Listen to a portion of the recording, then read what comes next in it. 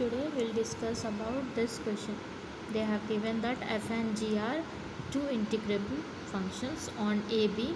We have to prove that f plus g is integrable, and the condition integral a to b f plus g is equals to integral ab f plus integral a to b g. So here given that f and g are integrable functions, so there are two integrable functions, so there exist two partitions here. The partitions will be p1 and p2 of closed interval a comma b, such that we can say this p is equals to p1 union p2. Then the condition for integrability is u of p comma f minus L of p comma f is less than epsilon. This is the condition. Okay, now here two p's are there, p1 and p2. So this condition can be written as u of p1 comma f minus L of p1 comma f less than epsilon by 2. First condition. Again u of p2 comma f minus L of p2 comma f is less than epsilon by 2. So these two conditions. So just to differentiate these two, we will write instead of f here g. We already know that p is equals to p1 union p2. So we can say that p1 is a subset of p and p2 is also a subset of p. Now first we will write p1 is a subset of p. We can write the condition as L of p comma f p1 comma f less than or equals to L of p comma f less than or equals to u of p comma f less than or equals to u of p1 comma f. We can write this condition. Then we can write it as u of p comma f minus L of p comma f less than or equals to u of p1 comma f minus L of p1 comma f. We already know that u of p1 comma f minus L of p1 comma f is nothing but epsilon by 2.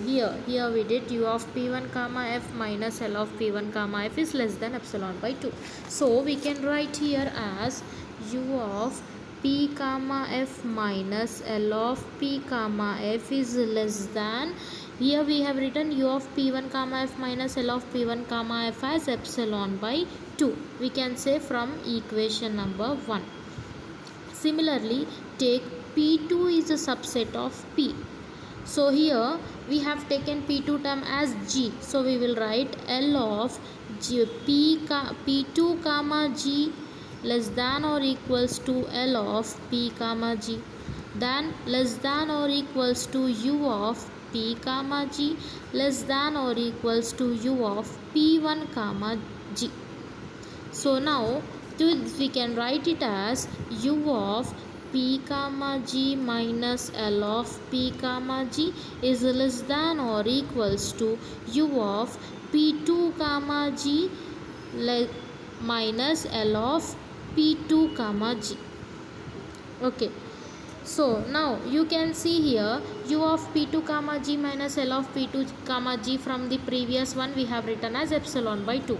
So similarly we will write u of p comma g minus L of p comma g is less than epsilon by 2 from equation 2. You write it as equation number 4 and take it as equation number 3.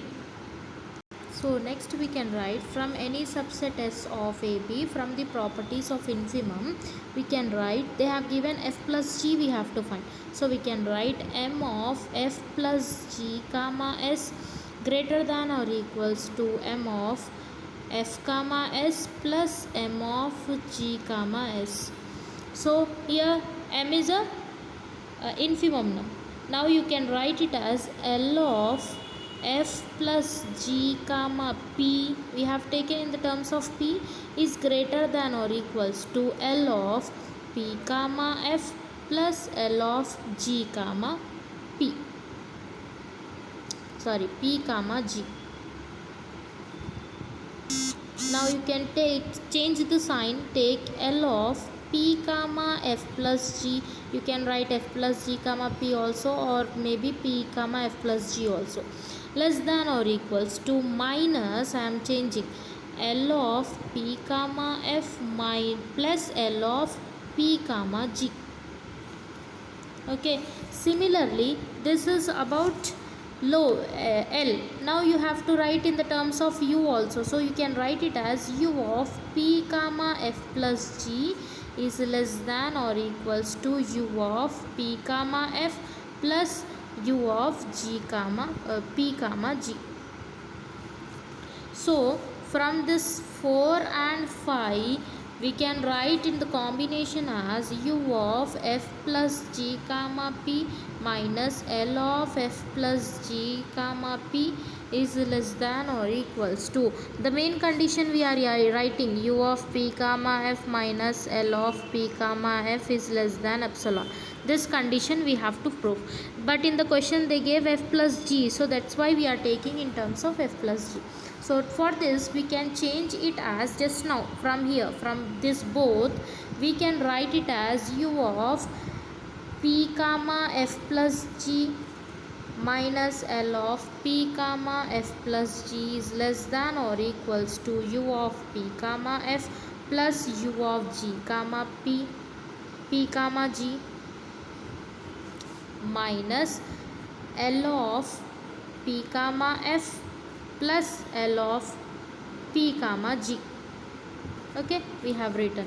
Now this minus you multiply inside, we will get u of p comma f plus g minus L of p comma f plus g is less than or equals to u of p comma f plus u of p comma g minus L of p comma f minus L of p comma g. Now we will make it in this condition. We will make it in this condition, u of p comma f minus L of p comma f, so that we can substitute epsilon there. So what we will do, we will write it as u of p comma f plus g minus L of p comma f plus g is less than or equals to, take u of p comma f minus L of p comma f one side, plus in the middle again you take u of p comma g minus L of p comma g one side. So now you can see here we will get epsilon by 2, epsilon by 2. You take it as p1 p2. Okay, so we will get u of p comma f plus g minus L of p comma f plus g is less than or equals to, for this 1 epsilon by 2 plus for this 1 epsilon by 2. So epsilon by 2 we will get it as epsilon. So u of p comma f plus g minus L of p comma f plus g is less than epsilon. So therefore we can say that we proved the condition of integrability. What is the condition? U of p comma f minus L of p comma f less than epsilon. Hence we proved the condition in terms of f plus g. So therefore we can say that f plus g is integrable on AB. Now we have to prove integral of a to b f plus g is equals to integral a to b f plus integral a to b g. So for that what I am doing, I am saying that integral a to b f plus g is equals to u of f plus g is equals to L of f plus g. Okay, so first I am selecting u of f plus g. So integral a to b f plus g is equals to u of f plus g. Okay, so now I can write it as integral a to b f plus g is less than or equals to u of f plus g comma p. Okay, so f plus g comma p can be written as, from the previous one we can write it as u of p comma f plus u of p comma g, integral a to b f plus g. So now this is first u of p comma f plus u of g comma p.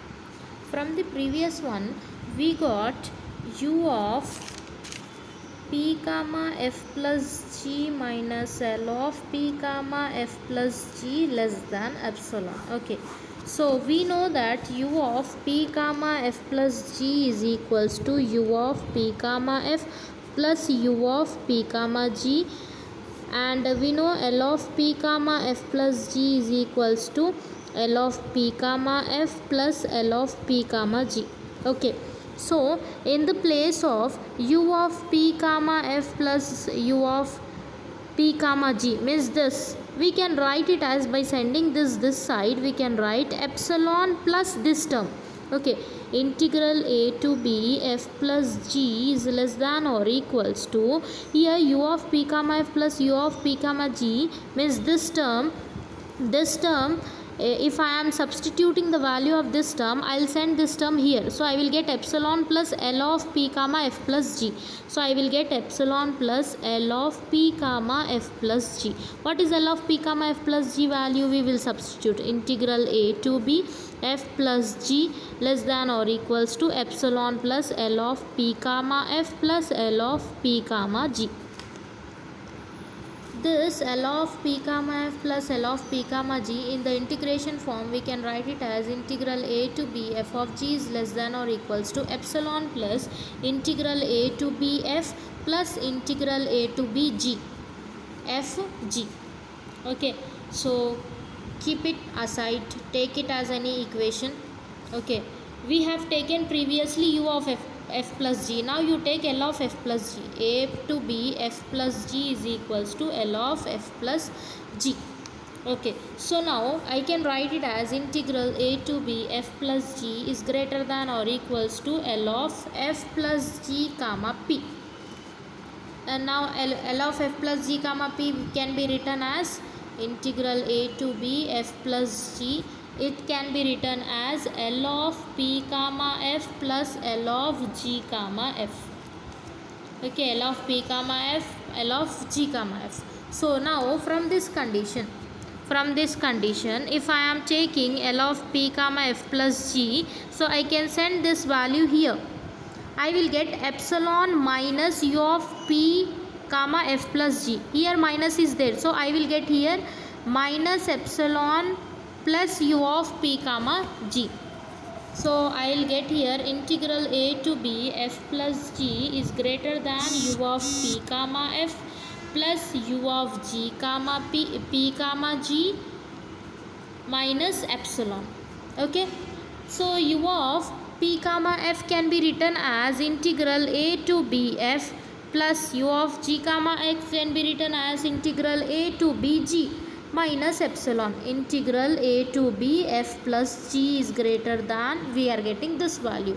So from last we got this value. So from both the equations, first we got integral a to b f plus g as integral a to b f plus integral a to b g plus epsilon we got. Now we are getting minus epsilon. So from both this we can say that integral a to b f plus g is equals to integral a to b f plus integral a to b g plus epsilon minus epsilon will get cancelled. We will get our final answer here.